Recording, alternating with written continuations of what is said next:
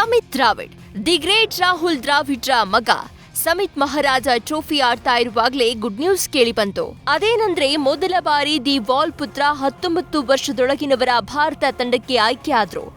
ಈ ಸುದ್ದಿ ಕೇಳಿ ಕನ್ನಡಿಗರು ಖುಷಿ ಪಟ್ಟಿದ್ರು. ಯಾಕಂದ್ರೆ ಅಪ್ಪನ ಹಾದಿಯಲ್ಲಿ ಮಗ ಸಾಗ್ತಿದ್ದಾನೆ ಅನ್ನೋ ಹೊಸ ಆಶಾಭಾವ ಮೂಡಿದೆ.